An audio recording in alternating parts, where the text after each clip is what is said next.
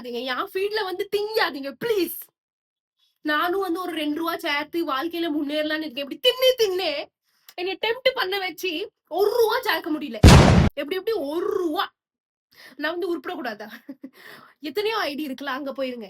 என் ஃபீல்ட்ல வந்து திங்காதீங்க ப்ளீஸ். நீங்க வந்து சும்மா தின்னா கூட பிரச்சனை இல்ல. அநியாயத்துக்கு ஃபீல்ட்ல பூரா எல்லா பயனும் தின்னுட்டு தான் இருக்கான். வேற வேலையே இல்லையா? உங்க யாருக்குமே வாழ்க்கையில உருப்பட வேண்டாமா? நம்ம எல்லாம் தின்னே செத்து போயிருவோம்.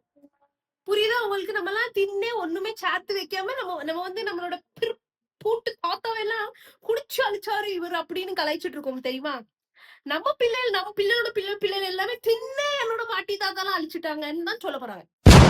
முக்குக்கு கடை சரி, அந்த கடையெல்லாம் இக்னோர் பண்ணி ஒரு போனை பார்க்கலான்னு பார்த்தா ஒரு ரீல் வச்சு திங்காம இருக்கீங்கல்ல, ஒரு ரீல் வச்சு திங்காம எனக்கு வருதா? நானும் ரிஸ்ட்ரிக்ட் எத்தனை பேர் தான் ரிஸ்ட்ரிக்ட் பண்றது? எத்தனை பேர் தான்?